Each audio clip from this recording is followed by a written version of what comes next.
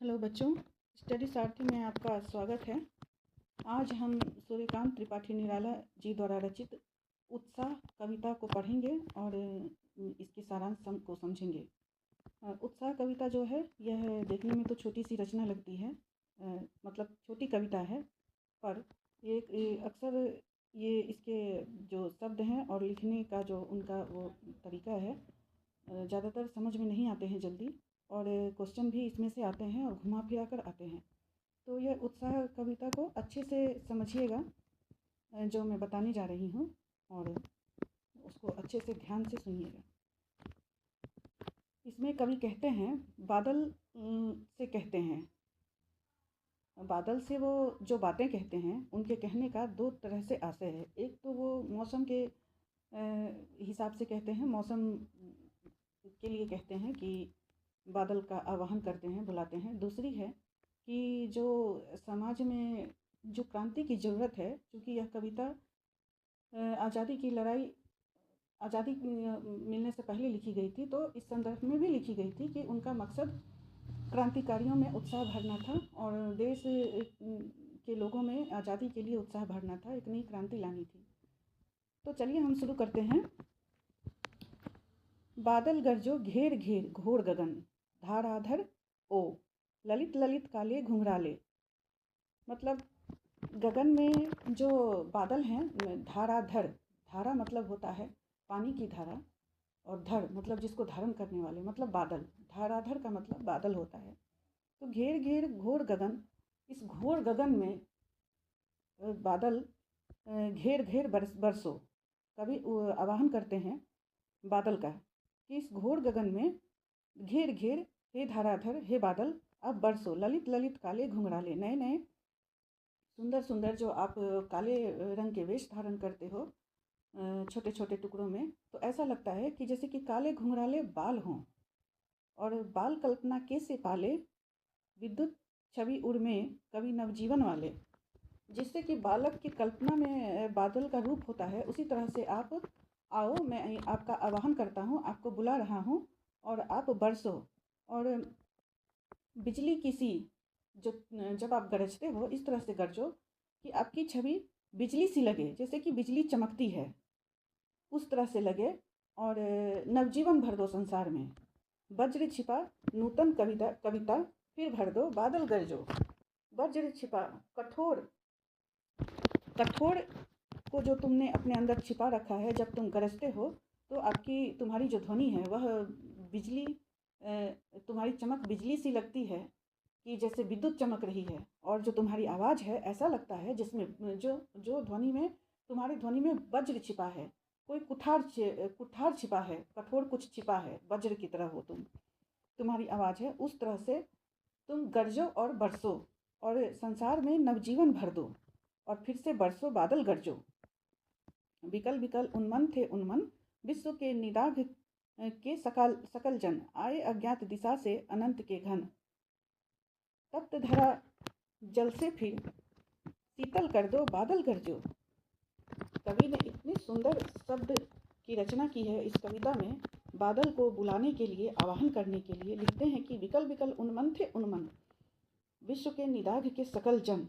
निदाघ का मतलब गर्मी होता है, जैसे कि ग्रीष्म ऋतु में जो गर्मी हमें लगती है तो ऐसा लगता है ना कि अरे बादल, एक बार बारिश हो जाती तो थोड़ी तपिश कम हो जाती, धरती की थोड़ी गर्मी कम लगती, वातावरण थोड़ा ठंडा हो जाता। तो कवि उसी चीज़ को कहते हैं कि विकल विकल थे, सारे लोग धरती के, विश्व के इस गर्मी से, भीषण गर्मी से विकल थे और उन्मन थे। उनके मन में ये बात आ रही है कि बादल गरजते, बरसते, इस धरा को फिर से तृप्त करते, शीतल करते। तो हे बादल, आपका आवाहन करते हैं कि आप गरजो, बरसो, और इस गर्मी से, मौसम की गर्मी से भी, और जो लोग अपने अंदर जो सुप्त हो चुके हैं, जिनके मन में कोई क्रांति, पुनर्जागरण की ख्वाहिश नहीं रही है, कोई इच्छा नहीं रही है, उनके अंदर भी मौसम की गर्मी से निजात तो हो ही हो, साथ ही उनमें पुनर्जागरण की शक्ति जगे और वह क्रांति लेकर आज़ादी की तरफ भी चले। तो यहाँ पर कवि दो आशय से उत्साह कविता को लिखते हैं कि एक तो मौसम की जो इसमें गर्मी के मौसम से निजात के लिए जो बादल का वो आवाहन करते हैं, जिस रूप में, जिस ध्वनि के साथ गरजने बरसने के लिए, धरती को शीतल करने के लिए, लोगों को गर्मी से निजात दिलाने के लिए, और दूसरी कि आज़ादी के लड़ाई में अपना सहयोग दें, अपने अपने अंदर देशभक्ति की भावना को भरकर पुनर्जागरण लाएं और एक क्रांति बनकर लोग भी गरजें बरसें और अपने को स्वतंत्र करें। तो उत्साह अपने अंदर भी भरने के लिए उन्होंने ये कविता की रचना की और आवाहन किया है बादल का। बादल एक मौसम रूपी बादल है, और दूसरे जो लोगों के अंदर भावना है देशभक्ति की, क्रांति की जो भावना है, पुनर्जागरण का प्रतीक इसको बनाकर उन्होंने ये इस कविता की रचना की, और बहुत ही सुंदर रचना है सूर्यकांत त्रिपाठी निराला जी की। तो ये सब इनके सारांश थे, और इनको अच्छे से आप पढ़ लीजिएगा, समझ लीजिएगा। और आगे जो रचना है इसके साथ एक और रचना है, अट नहीं रही है, मतलब समा नहीं रही है। अट का मतलब होता है समाना, प्रविष्ट हो जाना, तो समा नहीं रही है। कवि ने इस गीत को फागुन के मादकता से जोड़कर लिखा था। इसमें उन्होंने फागुन की मादकता को प्रस्तुत किया है कि अट नहीं रही है, समा नहीं रही है। अट नहीं रही है आभा फागुन की, तनसट नहीं रही है।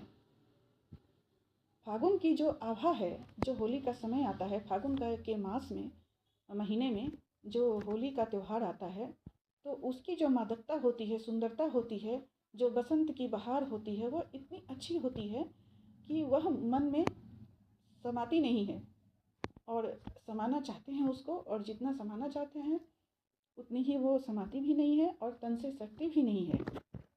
कहीं सांस लेते हो घर घर भर देते हो, उड़ने को नभ में तुम पड़ पड़ कर देते हो। कहीं सांस लेते हो घर घर भर देते हो।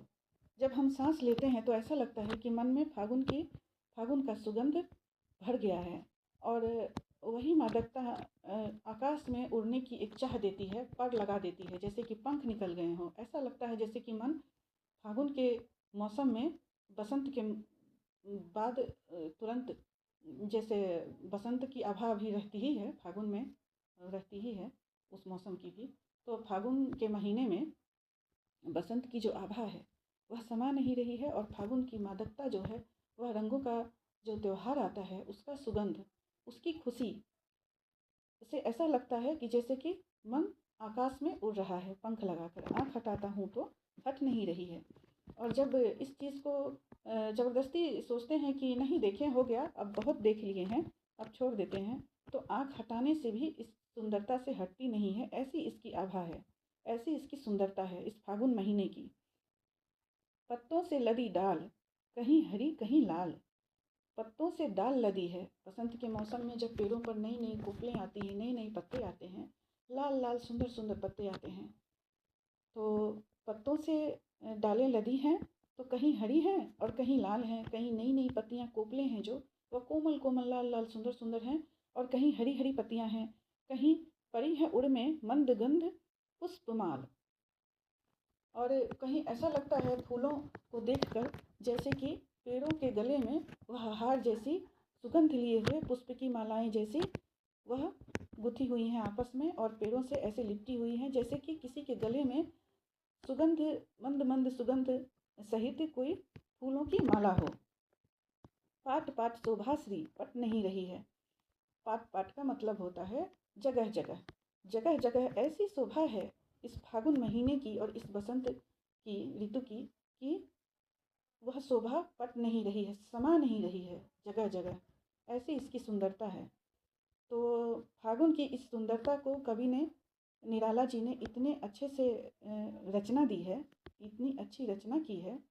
आशा करती हूँ कि आपको भी पसंद आया होगा। इसका उत्साह कविता और ये दोनों बहुत ही इम्पोर्टेंट है। इसके सारांश आप अच्छे से समझ लीजिएगा जो मैंने अभी अभी पढ़ाई है।